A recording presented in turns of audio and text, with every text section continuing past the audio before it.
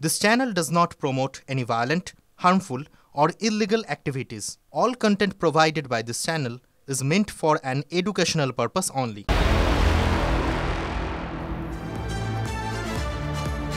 Lima, আবার বাংলাদেশের দিকে নজর রাখতে হবে, তার কারণ আবারও উত্তপ্ত। গতকাল রাত থেকে আমরা দেখেছি অগ্নিগর্ভ বাংলাদেশ, এবং কেন? তার কারণ হচ্ছে চিন্ময় কৃষ্ণ প্রভু, তাকে গ্রেফতারের পরই একেবারে উত্তপ্ত পরিস্থিতি। জামিন পেলেন না তিনি, চিন্ময় কৃষ্ণ প্রভু। নিম্ন আদালতে জামিন মেলেনি তার। ইসকনের হিন্দু সন্ন্যাসীকে পুলিশ হেফাজতে পাঠানোর নির্দেশ চট্টগ্রাম আদালতের। এই মুহূর্তে তাহলে পরিস্থিতি কি আরো উত্তপ্ত হয়ে উঠবে? কিভাবে পরিস্থিতি সামাল দেবে?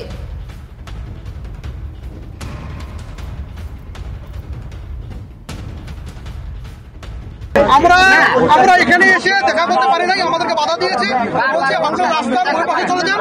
আমাদের অফিসাররা এসে ওনার সাথে কথা বলবে, আলোচনা করবে, তারপর আপনাদেরকে দেখানো হবে। আমরা এই এখানে আছি, পরবর্তী কর্মসূচি আছে, পরবর্তী কর্মসূচি আমরা এখানে অবস্থা থেকে ব্যবস্থা।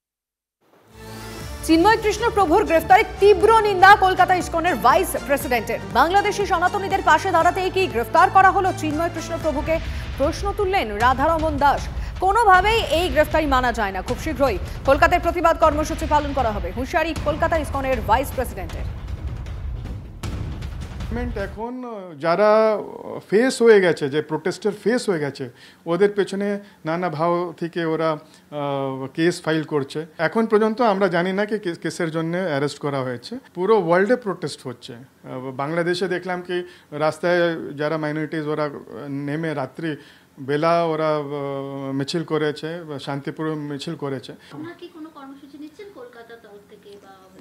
আমরা এটা ডিসাইড করবো অফকোর্স, কিন্তু অ্যাকচুয়ালি আমরা ব্যস্ত আছি। এটা ওনার কি কেন কি ওনার সেফটি এখন অনেক ইম্পর্টেন্ট। ইসকনের সন্ন্যাসী গ্রেফতার হতে অগ্নিগর্ভ বাংলাদেশের রাস্তায় রাস্তায় সনাতনীদের বিক্ষোভ। ঢাকা ছাড়াও কক্সবাজার, চট্টগ্রাম সহ বিভিন্ন প্রান্তে হিন্দু সন্ন্যাসী গ্রেফতারের প্রতিবাদে বিক্ষোভ এবং মশাল মিছিল করেন হাজার হাজার মানুষ। অবিলম্বে চিন্ময় প্রভুর মুক্তির দাবি করছেন তারা। বিক্ষোভকারীদের উপর পাল্টা হামলা মৌলবাদীদের। শাহবাগে প্রতিবাদীদের উপর হামলার অভিযোগ, হামলায় আহত একাধিক বিক্ষোভকারী। চট্টগ্রাম, ঢাকায় ব্যাপক সংঘর্ষ, একাধিক উইন্ডোর মাধ্যমে সেই ছবি আপনাদেরকে দেখাচ্ছি।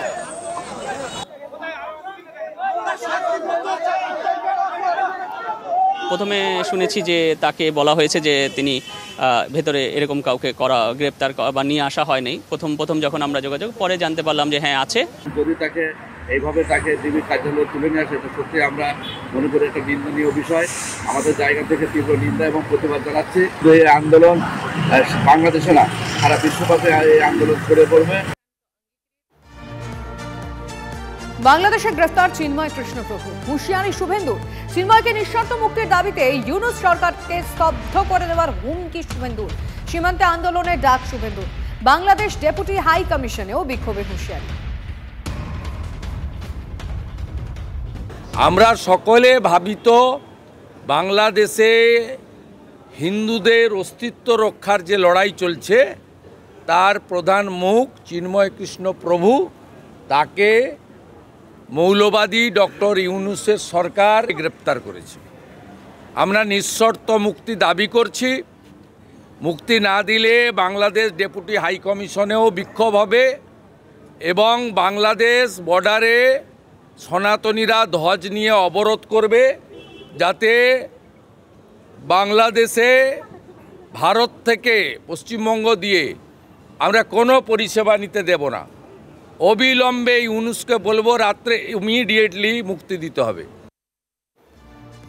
बांग्लादेश में हिंदू समाज के ऊपर जो अत्याचार हो रहा है और वो सन्यासी ने इसका विरोध किया, नेतृत्व कर रहे हैं, इसलिए उनका ऊपर ज़बरदस्ती हो रही है। वो कहाँ है, किस स्थिति में है, किसी को मालूम नहीं है। इस प्रकार से वहाँ संख्यालघुओं को दबाने के प्रयास हो रही है। 3 মাসের মধ্যে স্বপ্ন উধাও। আর এই পরিস্থিতি কাঙ্ক্ষিত তো ছিল না। বাংলাদেশের পরিস্থিতি নিয়ে মুখ খুলেন বাংলাদেশি ব্লগার। আমরা হাজার হাজার বাচ্চা রক্ত দিয়ে বিপ্লব সফল করব। আমরা তো ভাবছিলাম যে আমরা বিপ্লব বিজয় উদযাপন করব, আমরা শান্তিতে ঘুমাবো, আমরা রেস্ট নেব। আমরা পারলাম না। 3 মাসের মধ্যে আমাদের স্বপ্ন উধাও হয়ে গেল। এবং আমাদের ওই যাওয়ার রাস্তা বজ্রপাত আর আন্ধার। এই মুহূর্তে বাংলাদেশ থেকে সরাসরি রয়েছেন আমাদের প্রতিনিধি রাজীব খান। রাজীব, মঞ্জিরা কথা বলছিলাম, চিন্ময় কৃষ্ণ প্রভু জামিন পাননি, কি পরিস্থিতি এখন, কি বুঝছো? পরিস্থিতিটা খুব একটা ভালো না। কালকে পর থেকে যখন তাকে গ্রেপ্তার করা হলো, তারপর থেকেই কিন্তু যখন আনুষ্ঠানিকভাবে বিভিন্ন গণমাধ্যমে এই সংবাদটা পরিবেশন শুরু হলো এবং সারা বাংলাদেশের প্রায় বিভিন্ন জেলায়, অধিকাংশ জেলাগুলোতে এই ইসকনের সমর্থক যারা রয়েছেন, সনাতনী বা সংখ্যালঘু যারা রয়েছেন, তারা কিন্তু রাস্তায় নেমে পড়েছেন এবং তার মুক্তির দাবি করছেন। সেই প্রেক্ষাপটে আজকে তাকে চট্টগ্রামে, ঢাকা থেকে অ্যারেস্ট করে রাতেই তাকে চট্টগ্রামে নিয়ে যাওয়া হয় এবং যে একটি মামলার কথা বলা হচ্ছে, গত মাসের 31 তারিখে একটি রাষ্ট্রদ্রোহ মামলার কথা বলা হচ্ছে, যদিও বা এটি কেউই জানতেন না যে তার নামে একটি মামলা হয়েছে। সেই অদেখা বা না দেখা এই মামলায় তাকে গ্রেপ্তার করে চট্টগ্রাম নিয়ে যাওয়া হয় এবং আজকে কিছুক্ষণ আগে তাকে কোর্টে তোলা হয়েছিল। কোর্ট থেকে একদম জামিন নামঞ্জুর। দেখো রাজীব, সবার মনে একটাই প্রশ্ন, বিশেষত আমাদের, মাস 3 হয়েছে নতুন সরকার তৈরি হয়েছে, কি এমন হলো যার ফলে আবারও উত্তাল বাংলাদেশ?